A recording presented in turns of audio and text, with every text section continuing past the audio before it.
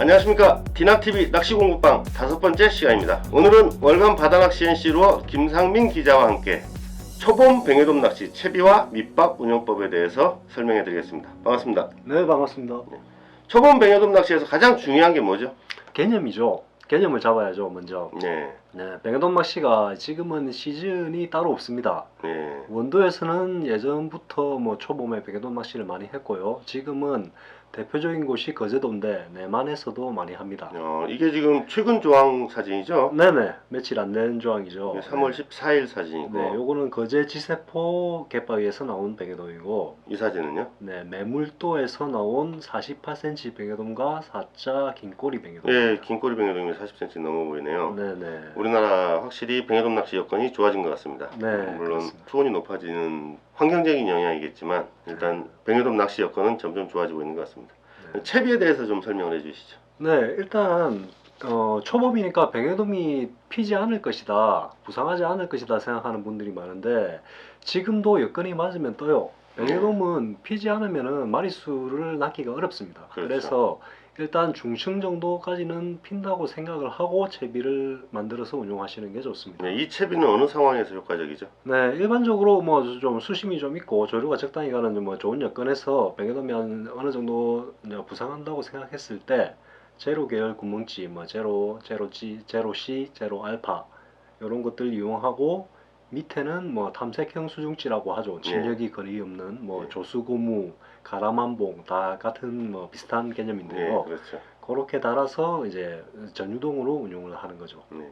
뱅에돔 낚시할 때 또 목줄지를 많이 쓰잖아요. 네네, 그렇습니다. 네, 뱅에돔이 많이 떠오르을 때 네, 그렇죠. 목줄의 자연스러움을 위해서 목줄은 길게 써야 되고 네, 뱅에돔은 그 목줄 길이보다 더 위에 떴을 때 쓰는 게 이제 그렇죠. 목줄지 개념인데 목줄지에 대해서 좀 설명을 해주시죠. 네, 낚시하다 보면은 뱅에돔이 피는 게 느껴져요. 눈에 보일 때도 있고요. 지금도 마찬가지입니다. 수온이 좋은 오후가 되면은 뱅에돔이 피는데 그때는 목줄지를 쓰는 게 좋습니다. 네, 목줄지는 또 이렇게 목줄에 붙이는 위치에 따라서 네, 그렇죠. 목줄 범위 내에서는 그 공략 수심을 마음대로 조절할 수 있다는 네, 장점이 있죠. 자유롭게 유동이 가능하니까 수심을 1m, 2m 이 정도까지는 충분히 조절할 수 있습니다. 또 뱅에돔 낚시하면 이게 밑밥 낚시거든요. 예, 밑밥 중요하죠. 어떻게 만들어야 되는지 한번 예. 설명을 해주시죠. 일단은 요즘도 잡어가 없다고 생각하시면 오산입니다. 잡어가 굉장히 많아요. 그래서 빵가루 위주로 배합을 하는 게 좋고 필드 여건에 따라서 그러니까 수심이 깊다거나 조류가 흘러간다거나 잡어가 좀 덜하다든가 그런 상황에서는 집어제와 크릴을 조금 섞어주면은 유인 효과가 커집니다. 네. 네. 물색에 따라서도 네. 그 물이 맑을 때는 빵가루만 해도 충분한 집어 효과가 있는데 시각적으로 그렇죠. 제 경험에 비치면은 물색이 좀 탁할 때는 이 크릴들 섞어야 그 향에 의해서 또 집어 효과가 나타나는 그런 경향이 있는 것 같더라고요. 네, 맞습니다. 그러니까 참고하시고요. 자, 뱅에돔 낚시용 밑밥 주걱은 감성 낚시용 밑밥 주걱과 다릅니다. 컵 크기가 다르죠. 네, 그렇죠. 훨씬 작죠. 반 정도 되겠습니까? 예, 이 네. 작은 이유가 뱅에돔은 밑밥을 꾸준히 뿌려줘야 됩니다. 그래서 그 작은 크기로 쉬지 않고는 아니고 거의 일정한 시간대로 계속 뿌려줘야 되기 때문에 밑밥 소모량이 많아요. 그래서 감성돔 낚시용 주걱으로 만약에 뱅에돔 낚시를 하면은 밑밥이 금방 떨어져가지고 낚시를 오래 못할 수도 있습니다. 네네, 맞습니다. 그리고 밑밥을 너무 한꺼번에 많이 감성돔 낚시한테 좀 계획하시면 안 됩니다. 한 1시간 정도 쓸 분량만 현장에서 만들어서 써야 그 효과가 극대화됩니다. 네, 너무 이게 빵가루가 너무 물기를 오래 먹어버리면은 그렇죠. 떡이 지기 때문에 네. 확산성이 떨어지거든요. 예, 맞습니다. 조류에 따라서도 이게 밑밥 뿌리는 법이 달라지잖아요. 네, 그렇죠. 일단 그 조류 흐르는 상황에서 네. 밑밥을 어떻게 뿌릴지 한번 설명해 주시죠. 조류가 횡조류 옆으로 가거나 뻗어나가는 조류는 낚시하기 좋죠. 네. 예, 근데 그런 상황에서 주의하실 게 감성돔 낚시할 경우에는 조류 상단에 한 곳에다가 꾸준하게 뿌리죠. 왜냐하면 거의 바닥층에서 동조가 돼야 되기 때문에. 네. 하지만 뱅에돔 낚시는 상층, 중층에서 동조가 돼야 되기 때문에 찌가 흐르는 방향, 찌가 흐르는 속도에 맞춰가지고 찌 주변에다가 한두 주걱씩 계속 뿌려주셔야 됩니다. 그런 식으로 동조를 시켜가야 입질 확률이 높죠. 뱅에돔이 피었을 때는 네. 찌가 있는 위치에다가 밑밥을 뿌리고 채비를 살짝 당겨서 네. 또 미끼를 밑밥이 퍼지는 속으로 집어넣는 것도 하나의 테크닉입니다. 조류가 흐르지 않을 때는 또 얘기가 약간 달라지죠. 네, 조류가 멈췄을 때는 조금 밑밥 운용법이 달라져야 됩니다. 일단 채비를 던지기 전에 밑밥부터 공략 지점에 투척을 하는 게 좋습니다. 네. 자, 그러면 잡어가 몰려들겠죠. 그 이후에 그 밑밥 투척 지점 너머로 한 5m 정도 전방으로 채비를 캐스팅해서 목줄을 정렬시킨 후에 밑밥 뿌린 지점으로 끌어들이는 거죠. 예. 이 방법이 좋은 이유가 채비가 착수할 때 뒷줄을 잡아주면은 목줄이 더 전방으로 더 먼 쪽으로 예, 떨어지겠죠. 관성에서 멀리 가죠. 네, 그렇죠. 그러면은 잡어들이 찌 착수음을 듣고 이제 달려들어도 미끼가 살아남을 확률이 높아지는 거죠. 그렇죠. 그래서 그 상태로 미끼를 일정 수심 이상으로 가라앉힌 다음에 그렇죠.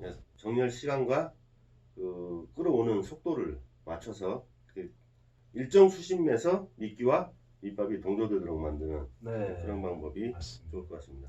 뱅에돔 미끼도 다양하잖아요. 미끼별 아, 특성에 대해서 설명 좀 해주시겠습니까? 일단 미끼는 지금 상황에서는 다 챙겨 가셔야 됩니다. 음. 기본적으로 세 가지 정도: 크릴, 홍게찌렁이, 빵가루 경단. 세 개 정도는 기본으로 챙겨 가셔야 되고, 상황에 따라 가지고 그날 잘 통하는 미끼가 있어요. 이 뱅에돔은 그때그때 다르기 때문에 어떤 미끼가 잘 통할지 모릅니다. 그래서 번갈아 써보셔야 되고, 기본적인 요령을 말씀드리면은 잡어가 좀 잡어 성화가 덜한 새벽에는 크릴이나 홍게찌렁이를 쓰면 대형급이 물 확률이 높아요. 그리고 날이 밝고 나서 이제 잡어가 피고 뱅에돔이 조금 경계심을 갖기 시작하면 빵가루 경단을 쓰는 게 좋습니다. 네, 빠까루 경단이 확실히 잡어에는 좀 강하죠. 네, 그렇죠. 자, 그리고 뱅에돔 낚시에서 네. 초보자들이 가장 많이 하는 실수가 챔질이에요. 네. 챔질에 대한 설명 좀 부탁드릴게요. 네. 자, 챔질. 감성돔 낚시할 때처럼 찌가 깜빡거린다고 확 채면은 찌 해먹기 좋습니다. 갯바위에 땅 하고 부딪히거나 심하면은 낚싯대를 때릴 수도 있죠. 네, 밑채비 자체가 밑으로 많이 안 내려가 있기 때문에 저항이 없어요. 네, 그래서 그렇죠. 챔질하는 순간 찌가 막 총알같이 날아와서 낚싯대에 부딪혀서 낚싯대 부러뜨리는 사람도 제가 직접 본 적이 있습니다. 찌는 뭐 말할 것도 없죠. 갯바위에 부딪혀서 도장이 벗겨지고 네. 뭐 그런 일들이 많은데, 네. 그럼 어떻게 쳐야 되죠? 일단은 뱅에돔 입질은 순찰납니다. 깜빡하고 많은 경우가 많죠. 그러니까 챔지 동작이 크면은 맞출 수가 없어요, 타이밍을. 일단 뒷줄을 살린 상태에서 손목 스냅을 이용해서 살짝 진짜 채준다는 느낌으로, 대신에 속도를 빨라야죠. 네. 예, 예, 예. 소리가 입에서 쇽 날 정도로 그렇게 채줘야 됩니다. 각도도 중요하죠. 네, 그렇죠. 거의 수면과 수평하게 챈다는 생각으로 옆쪽으로 이렇게 채야 됩니다. 안 그러고 위로 채면은 찌가 날라와요. 채비가 가벼울수록 수평에 가깝게 채야 됩니다. 초보자들이 가장 많이 하는 실수가 뱅에돔 낚시에서는 챔질입니다. 자, 물고기가 걸렸을 때야 문제가 아닌데 사실 헛챔질이 훨씬 더 많잖아요.